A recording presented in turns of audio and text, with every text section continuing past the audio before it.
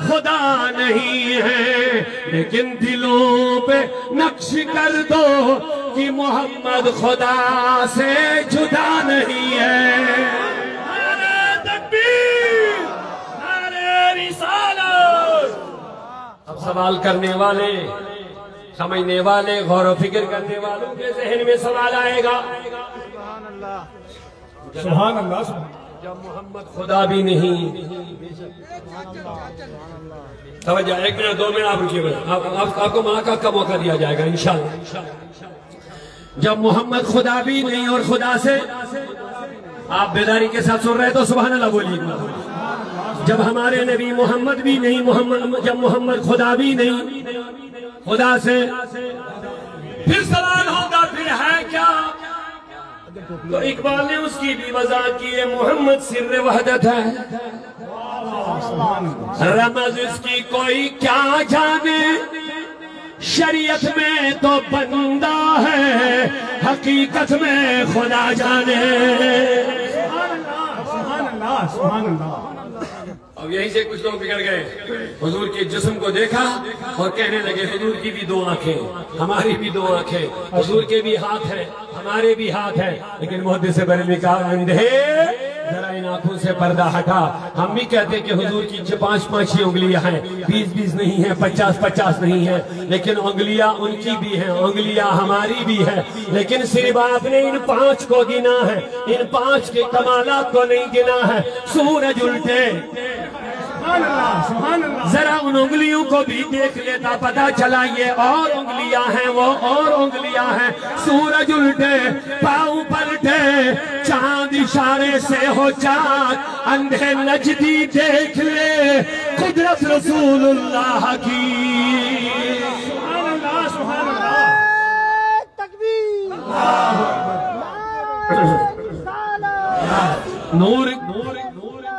نور کے چشم لہرائے، دریا بہے، انگلیوں کی کرامت پہ لاکھوں سلام۔ میرے کریم سے گھر، میرے کریم سے گھر قطرہ کسی نے مانگا، دریا بہا دیے ہیں، گربے بہا دیے۔ سبحان اللہ، سبحان اللہ۔ اب آگے بڑھیں، سیدنا صدیق اکبر رضی اللہ عنہ اس امت میں سب سے اعلیٰ ہے۔ نبی نے فرمایا ابو بکر لا یعرف حقیقتی سوى اللہ، میری حقیقت اللہ کے سوا کوئی نہیں جانتا ہے۔ اس امت میں سب سے زیادہ رازدار جو نبی کا ہے وہ سیدنا صدیق اکبر ہے۔ ان سے بھی کہا جاتا ہے کہ میری حقیقت اللہ کے سوا کوئی نہیں جانتا۔ جب ابو بکر سے یہ کہا جاتا ہے پھر دنیا میں کس کی مجال ہے کہ اس بات پر اڑکے رہے کہ نہیں نبی ہماری طرح ہے۔ اب اعلیٰ حضرت کی بات سنیے، ہم نبی کو انسان مانتے ہیں لیکن محدث بریلوی کو کیوں ضروری ماننا ہے؟ انہوں نے ہمیں سمجھایا، اللہ کی سرتاب قدم شان ہے یہ، سبحان اللہ۔ اللہ کی سرتاب قدم شان ہے یہ، انسان نہیں انسان، وہ انسان ہے یہ۔ قرآن تو بتاتا ہے ایمان انہیں، ایمان کہتا ہے کہ میری جان ہے یہ۔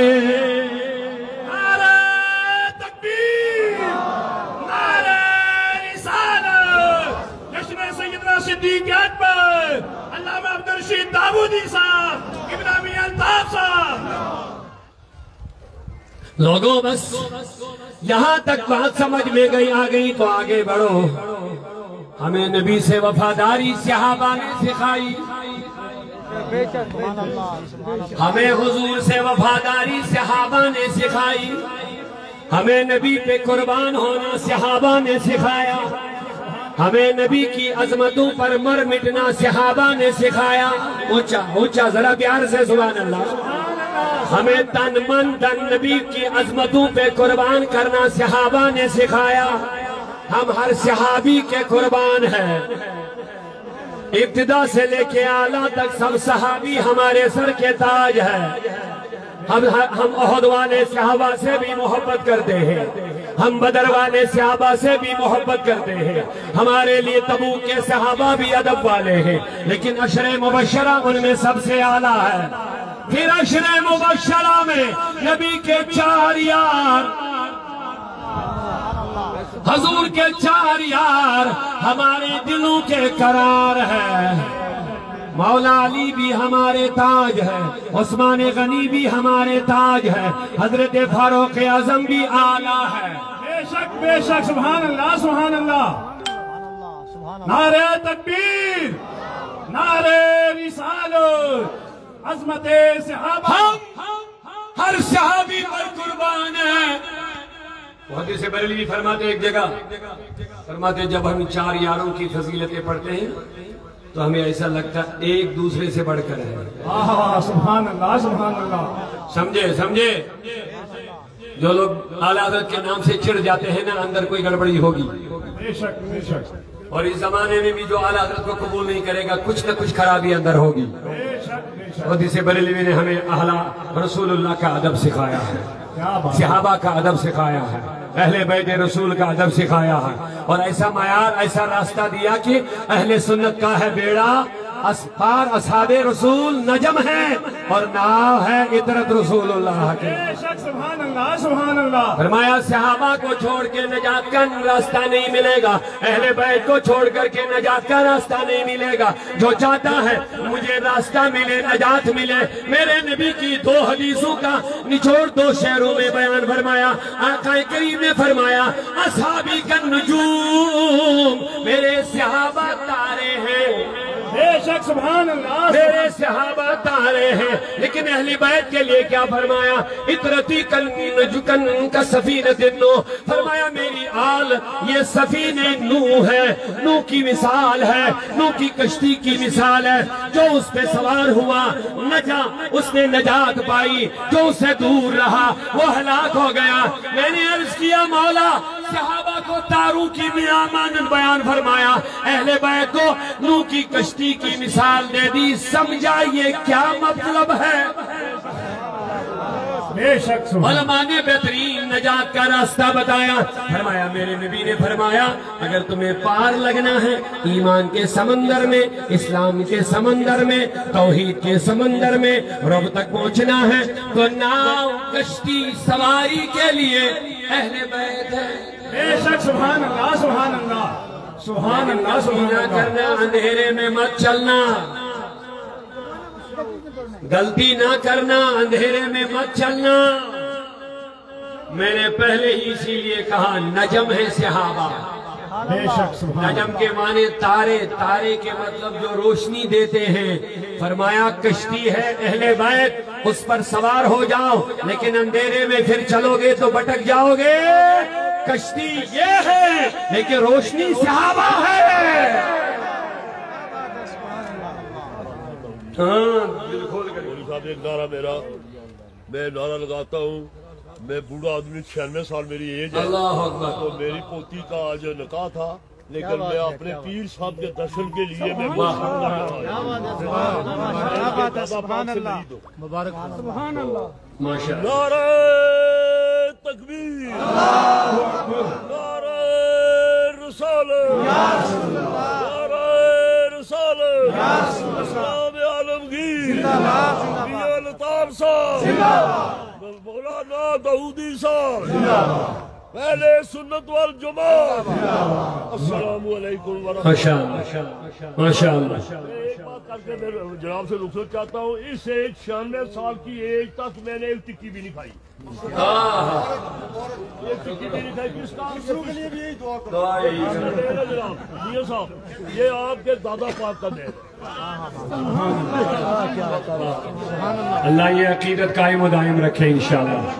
یہی ہے پیر مریدی کا سلسلہ، اللہ عقیدت میں آپ کو مضبوط بنائے انشاءاللہ۔ اونچا بولیے سبحان اللہ۔ بس بات ختم ہونے جا رہی ہے، پیار سے آپ سبحان اللہ کہہ دیجئے ایک مرتبہ۔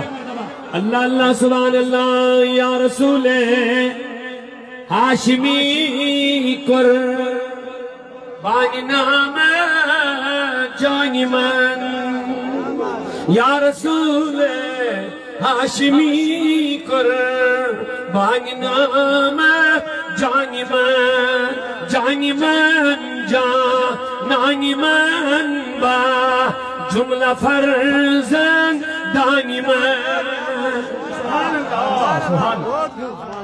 یہی ہمیں سیدنا صدیق اکبر نے سکھایا ہے اور اسی کی ترجمانی اقبال نے کی ہے. پروانے کو چرا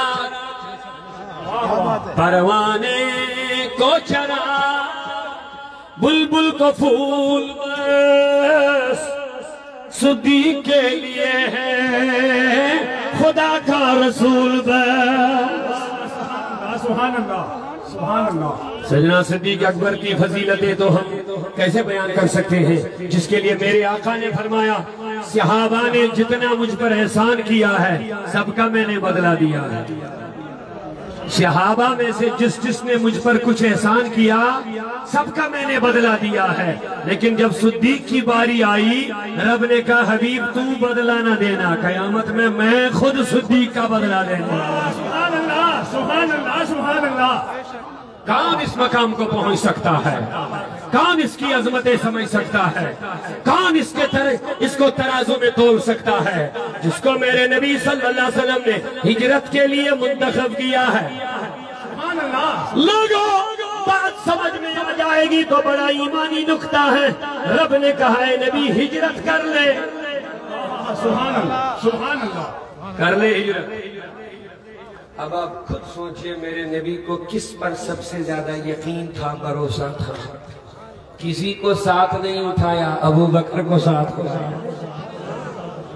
کتنا یقین تھا کیونکہ ہجرت اس لیے ہوئی کہ اب لوگ نبی پر حملہ کرنے والے ہیں حضور کے قتل کی سازش رچا رہے ہیں. لیکن میرے نبی نے اپنے ساتھی کو مقرر کیا تو صدیق کو کیا ہے. سیدھے ابو بکر کو ساتھ اٹھایا ہے. اب جواب دیجئے رب نے کہا ہجرت کر لیجئے. نبی کو ہجرت کا حکم ملا ہے لیکن صدیق کو ہجرت کا ساتھی بنا دیا ہے. سبحان اللہ سبحان اللہ. رب نے کہہ دیا او لوگو جب تم نبی کو مدد نہ کرو گے. اس کو تو رب نے مدد کیا ہے جب وہ مکے سے نکلا انہوں نے کافروں نے نکالا. اذ اخرجہ الذین کفروا جب اس کو کفار نے مکے سے نکالا. ثانی اثنین اذ ہما فی الغار. صدیق کو رب نے ثانی کہہ دیا. دوسرا نبی کے بعد سب سے پہلا نبی کے بعد نمبر جو ہے وہ سب سے پہلا ابو بکر کا ہے. کیا کہا ثانی یعنی یہ دو جو ہے نا دوسرا ابو بکر ہے. پہلا نبی ہے دوسرا ابو.